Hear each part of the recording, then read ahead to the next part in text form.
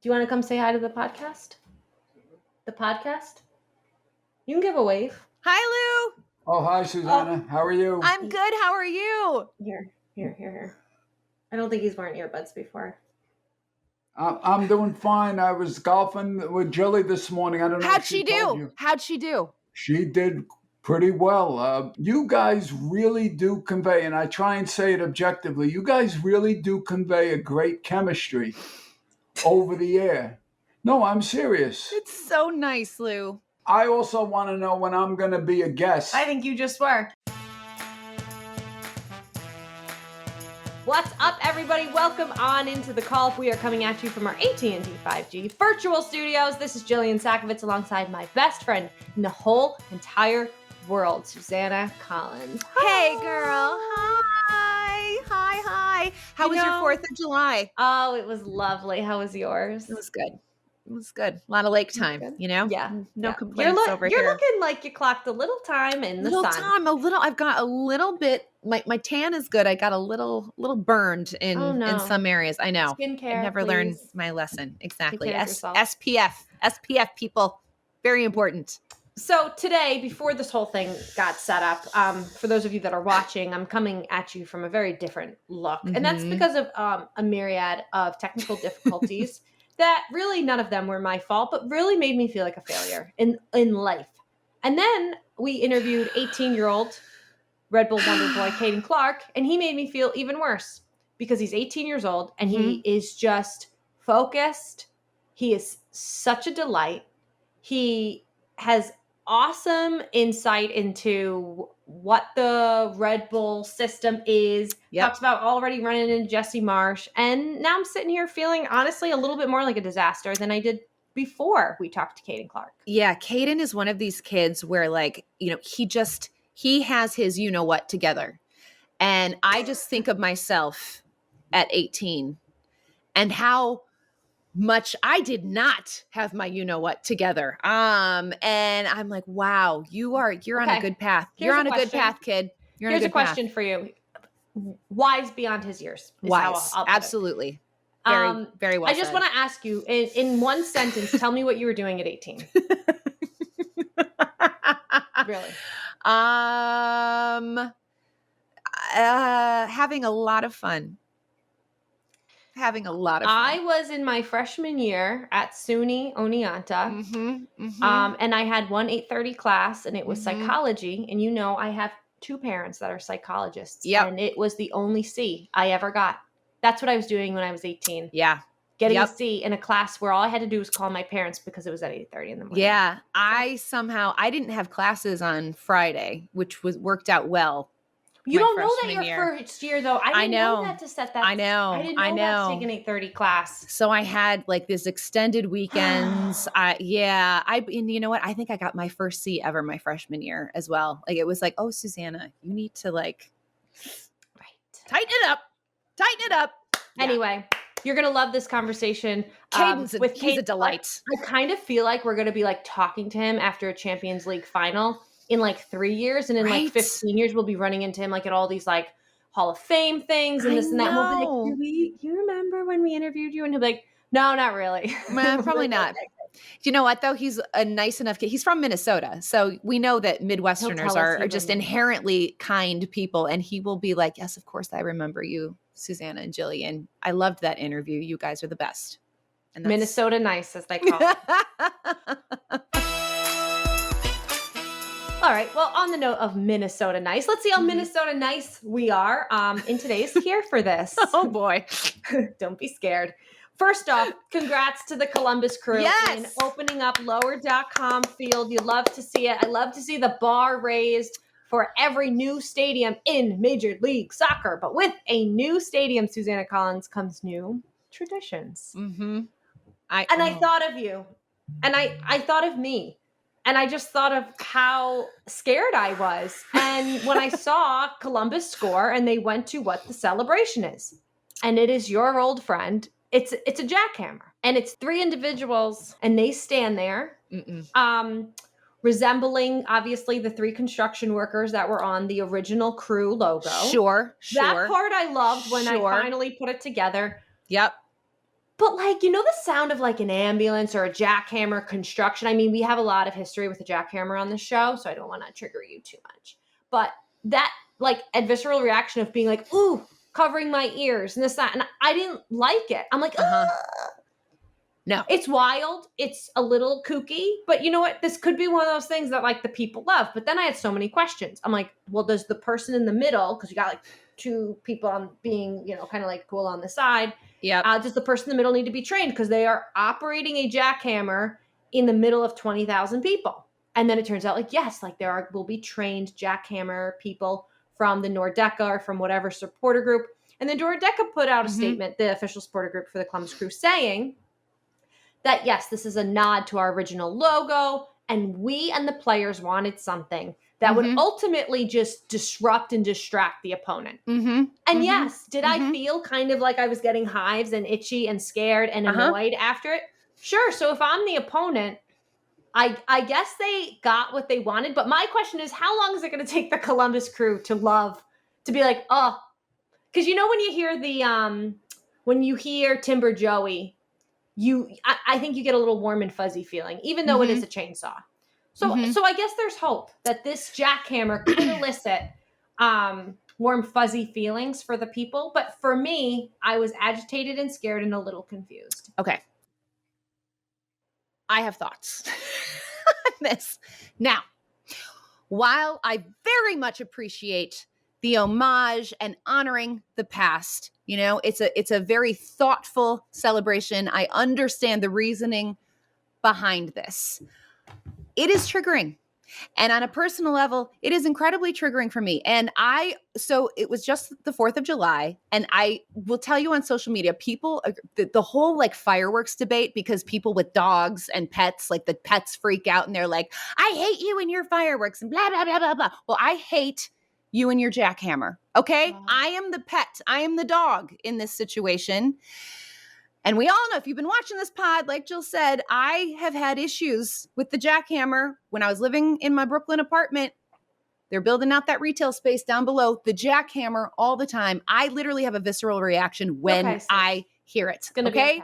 So this felt like a personal affront to me, even though I know it wasn't about me. But literally, I am the dog on the 4th of July in this situation. And I could not be less here for that celebration. Is it going to stop you from going to lower.com field? Absolutely not. I look for it is stunning. It is an absolutely stunning, beautiful, beautiful stadium. And I cannot wait to go. But I can't promise that I won't have a little mini breakdown if Columbus scores and I hear that thing. You might need the earmuffs that you give like the little kids. Seriously. I'm not kidding. We'll bring a pack. All right. Another here for this. And this, I'm just going to say it right off the bat, could not be more here for this one, because Matias Almeyda, we know that like we are fans of his, right? There's a lot of reasons to enjoy this guy. We talked a lot about his hair, his style, just his like effervescence in general. But this one, this just kind of takes the cake. Okay. So pregame, San Jose against Minnesota. This is literally moments before kickoff.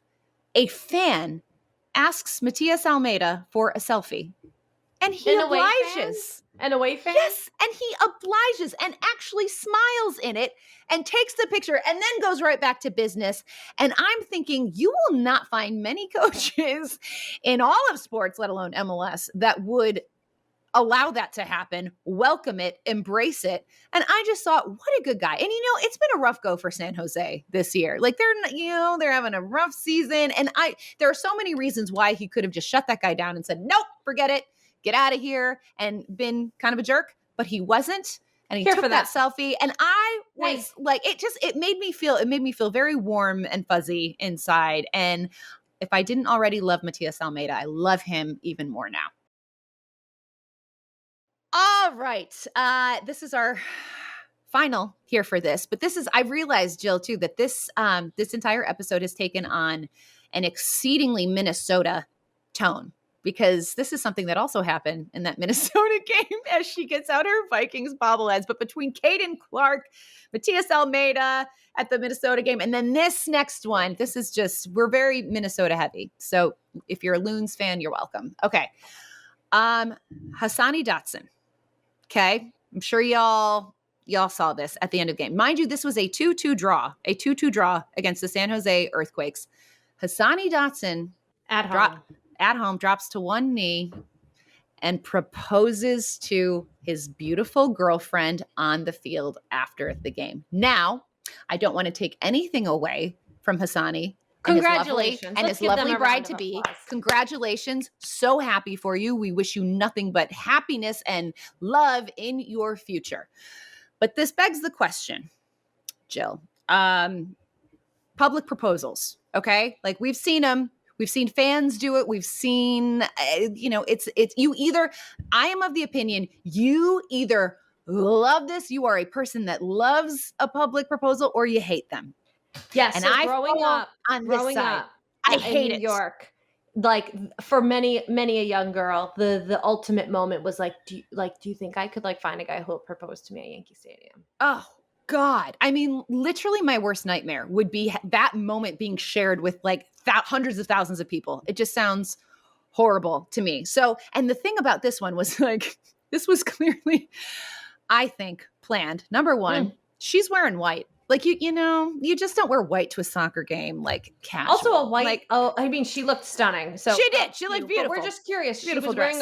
wearing a white dress. And our genius producer pointed out the fact that maybe she was tricked into being like, oh, wear like some 4th of July attire. And it also is very 4th of July, like the lacy look. But if you're asking me if I'm here for public proposals, my answer is no. No. No for me. No for me. It's a no for me, dog. Also, like, it was a draw.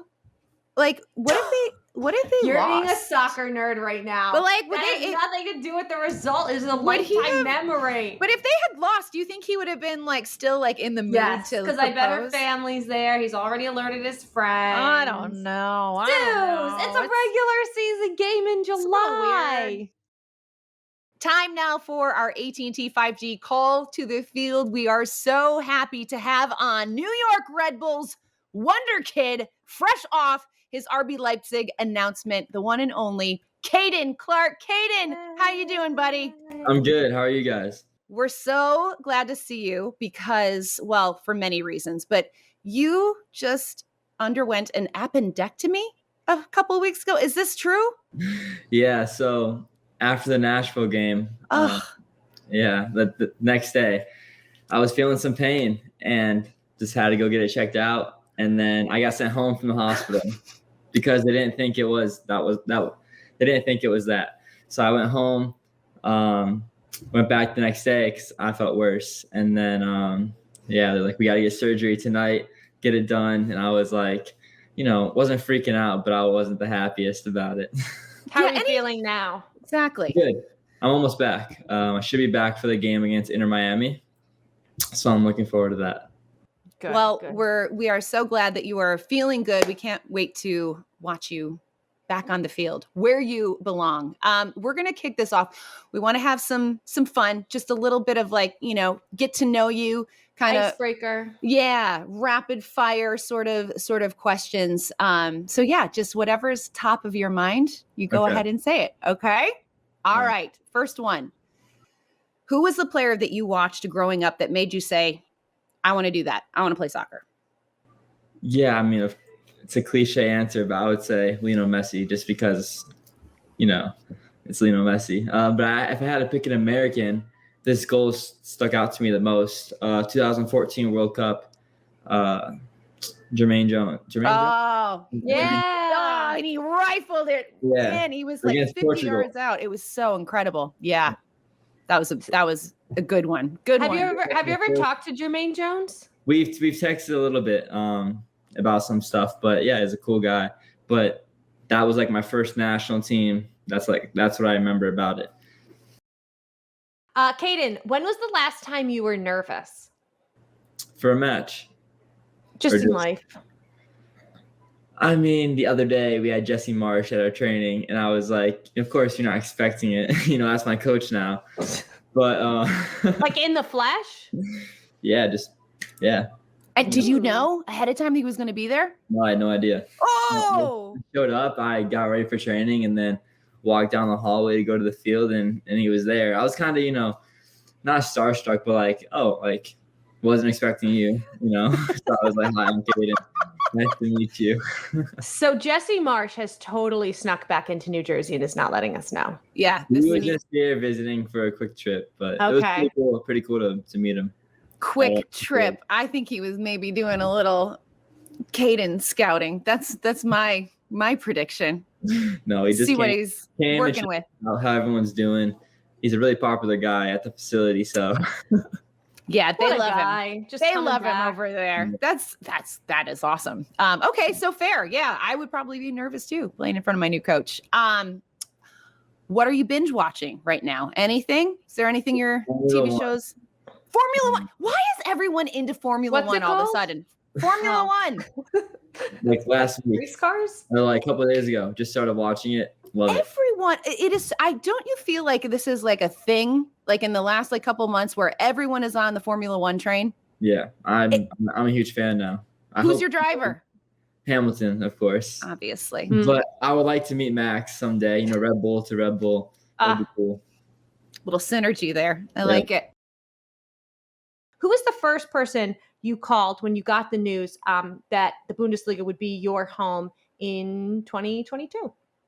I mean, I was with my family when we when we did it all, got the deal done. So I mean, they were here with me. So calling someone, I would have to say it wasn't just one person. I was just calling my past coaches, Barca Academy, MTA coaches, just telling them and thanking them for what they did for me. But yeah, my whole family was with me when we found out, the contract and everything. So yeah. That is awesome. Who is your favorite follow on Instagram? Who follows me? Yeah. No, yeah. Just like, who do you like? What, like, you're always entertained by their stories, dropping good content. I mean, this is kind of like not that, but the coolest thing that happened to me on my Instagram was there's two. Griezmann DM'd me. That was pretty cool. What? That's legit. Yeah, and then Ousmane Dembele liked like two of my posts. Yeah, Those are probably the biggest. No follows, but I mean, I'll take it. Oh, what Griezmann say? He's just telling me to keep it up and doing a good job, and he's rooting for me, and just like if I need anything, let him know. Somebody who's been getting a lot of attention this year is your head coach, Gerhard Struber. I feel like getting a lot of love. People are really enjoying him. What is he like as a manager? Tell us a little bit about him that maybe people don't know. Yeah, he's a great guy. I think it's important to have a connection with your head coach. I have a personal connection with him. So we're always, good banter around the locker room or, just in the facility.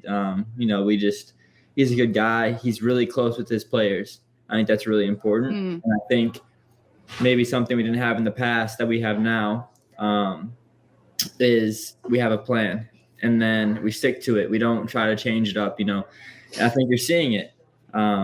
Big result versus Orlando, as well as, Atlanta, tough game. But I would say against Orlando now, twice we beat them, and they're a top 5 team in the league.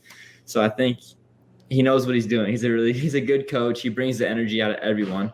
And I'm just happy to play for him. He does a lot of work off the field to make you want to play harder, for him in the field. That's really important. Caden, you mentioned Atlanta, and as the Atlanta United host and sideline reporter, I'm not spying here though, I have to ask you, your first MLS start was October 10th, 2020. I was there in Mercedes-Benz Stadium.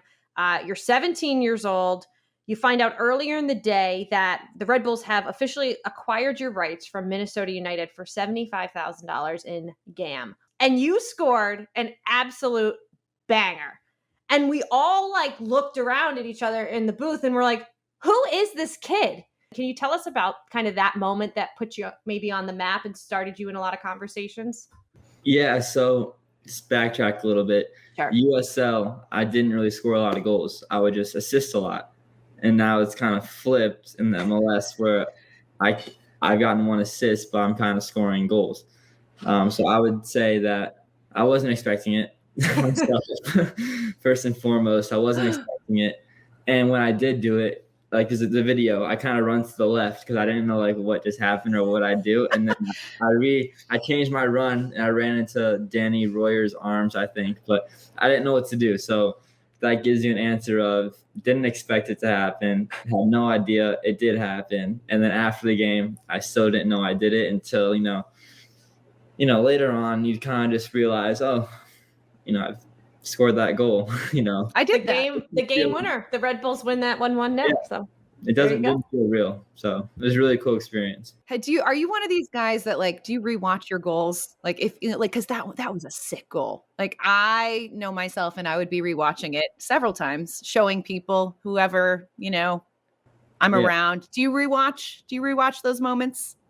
Now I don't really, but back then, I watched it a lot. But it's now, totally fair. Now I don't really bother with it. I've seen it a couple times. MLS posted a lot, so I've seen it. Sometimes we loved it. We got a lot of traction out of that goal, Caden. So thank you. No problem. Yeah, it wasn't a pretty moment for Atlanta United, but heck, it was like one of those goals where you couldn't even be mad about it because no one could stop it. So Brad tried to say it was offside. Danny was blocking his view. Brad's got to speak up. Leader that he is. My agent is his agent as well. So my agent called me. He was like, I'm happy for you, but it's also my client you just scored on. So it was. Aside from soccer, Caden, let's talk a little bit about when you were off at the end of this year, whenever that comes for the New York Red Bulls to go to Leipzig after the 2021 season. What are you looking forward to the most about your move? And like, when does that happen? Yeah, I mean, as of right now, it happens in January. Of course, things can change based on the roster over there, what makes sense for my development. There's a lot of different factors in it. And of course, I need to be playing, in my top form if I want to make that jump. So at the end of the day, the contract's signed, but it's not guaranteed, of course, which I know. But once I do go over there, I'm looking forward to the European lifestyle. Just getting used to it over there. I think the first month will be difficult, of course, or first couple of weeks, but I do have an American manager. I do have Tyler Adams, who will help me a ton on the field and off the field. So, I mean, I'm just looking forward to getting, settled in, getting a place, just finding your best restaurants, your grocery store, like the go-to spots. I'm just looking forward to that. You mentioned Tyler Adams. You said that Jesse Marsch stopped by training a few days ago. What have your conversations been like with them? Have they given you any sort of advice or things that you can expect? What have those conversations looked like? Yeah, so I just had a simple conversation with Jesse the other day, just about these next 6 months. I'm still an MLS player, and I need to, just improve my professionalism. Use these 6 months to set yourself up for later on. So just do basic things. Just be professional. Try to be a leader at a young age. It's not easy, of course. But just be a leader in some ways that you can, and just be the best I can be on the field. Stay healthy. Just little things. Learn German. Got to do that. That's important. Okay. That was going to be my next question for you, Caden. And I'm just going to vouch for you for anyone who's listening to this podcast, aside from Griezmann. I just want to say that Caden was not only on time, but he was well lit, ready to go, and has had fantastic answers so far. So you're like leaps and bounds ahead of some of our your other professionalism is already like That's good. sky high. I know you're a part of like the Barcelona Academy in Arizona, that type of thing. And obviously like you learn things in school, but do you speak any other languages, and are you going to sign up for German classes?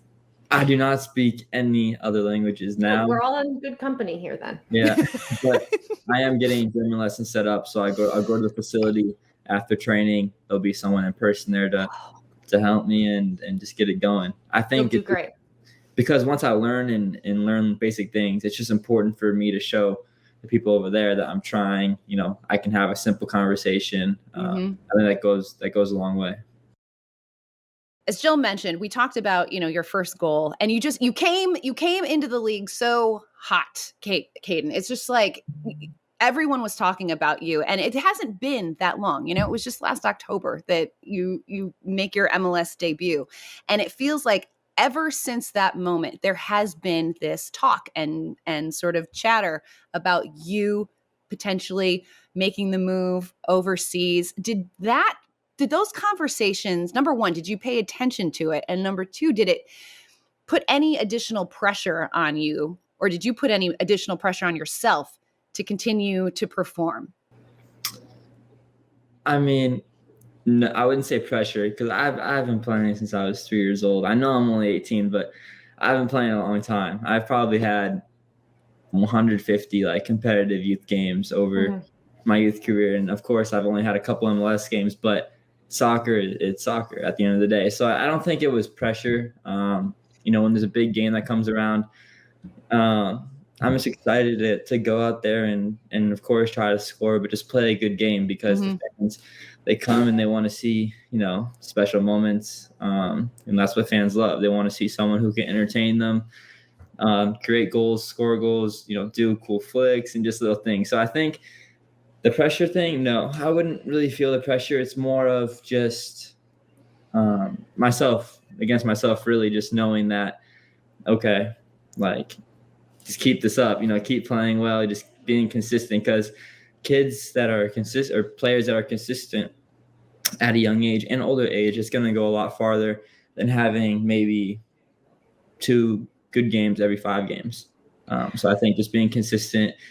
And if you realize from last year to this year, the little mistakes that happened last year, just losing the ball off of silly stuff, I've really improved in that area. So I think just little things with yourself. But other than Leipzig rumors and everything, didn't really faze me. So you talk about your youth career and obviously playing from such a young age. You grew up in Minnesota, correct? Yep. What town did you grow up in? I grew up in Wayzata, Minnesota. Ooh, pretty. I've been there. The lake, the movie theatery. Yes. Yeah. Ooh, So really nice. I live in downtown Wayzata. It's right on Lake Minnetonka. Oh, wow. Oh, I love that. So how did you end up? Because I was there in the dead of winter a lot of times, and everyone is out on that lake playing hockey, like everyone in Minnesota. So how did you end up going soccer? I'm committing to this, and not go hockey.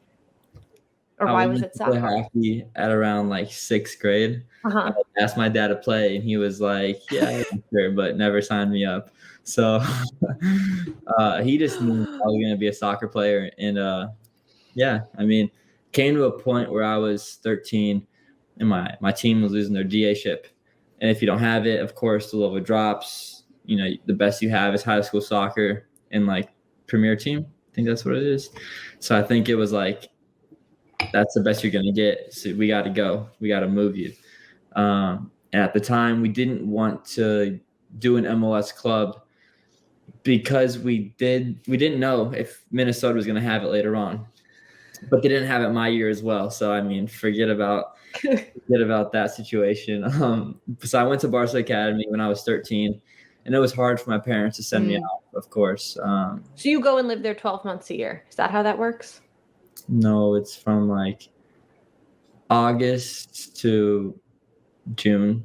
Oh, yeah. No, so it's like going away, going to boarding school. Yeah. Yep. So did that for 2.5 years, and then my academy director, Sean McCaffrey, moved to New York Red Bulls, and I was actually in the plane to go to Barcelona when I received that news. Wow. And not my agent, but someone important to me at the time that was close to me was like, "You're going to Red Bulls," and I was like, "What do you mean?" I was like, "I'm on my way to Barcelona right now. What do you mean I'm going to Red Bulls?" So it was just a good fit. Everything lined up. Got to play USL minutes, a lot of minutes at USL, but that only happened because the first team couldn't come up and down. So COVID was really a blessing in disguise for me and a lot of other young players that could develop. And then the first team came around, And that's how it happened. Wow. It's such a cool story. And I'm completely taken back by the fact that you are 18 years old and all of this has happened in a relatively short period of time. So Caden, when you think about like the future and goals that you have, like what is your ultimate goal in soccer? What do you want to achieve? You've already achieved so much, but like what else is out there for you? I think just being the national team, being in the World Cup, that's a goal I think every professional player has that's young, up and coming. I think just being in a World Cup would be a dream of mine. Of course, being in the Olympics would also be a dream of mine as well, but it didn't happen this time around. But am I still young enough for the next time? I think so. I think you are. I think so, but I'm pretty sure you are. I hope at that time I'm established in the national team where, hopefully in a good way, I don't go to the Olympics. But I think just being a national team, be a core player in the future. Of course, make my debut in Champions League. That's going to be a really exciting one. Hopefully I can fulfill that. We love it. Well, Caden, thank you so much. Before I let you go, are you a Minnesota Vikings fan? Of course. Okay, good. Just checking. Yeah. I also have another question about the Minnesota thing. No, because, I'm from the Midwest. I'm from Chicago. I have relatives in Minnesota, and you don't have like a tinge of a Minnesota accent. Like all of my relatives have very thick Minnesota accents, and I want to. Is it because you've spent time moved to New Jersey other places? at a young age. I know. Are they from up north or down south? Both. I've got relatives in Apple Valley and Bemidji, so it's like the ones from Bemidji are like that's thick. I mean, a lot of my family and friends, we don't have one. But I think it's maybe because they're from different areas of the state. But there's definitely, if you go up north, you'll definitely find it there. Oh yeah, but around the Twin Cities, not as much.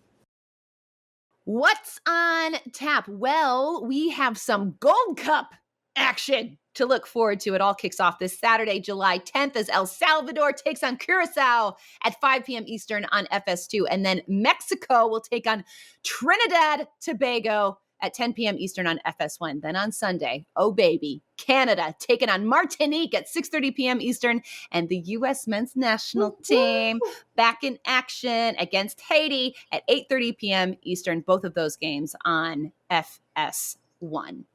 Cannot wait. Yes. Love this. I love all this international soccer. This is just, well, then I got news for you, Susanna Collins. Don't miss out on what we have coming your way with the Gold Cup. Extra Time Radio will be breaking down the lineups before each game on Twitter Spaces and reacting live with post-game shows across MLS channels. So make sure you follow Extra Time on Twitter, handle obviously at Extra Time. And while you're there, make sure you give at MLS Call Up a little follow. Oh, man, this was fun.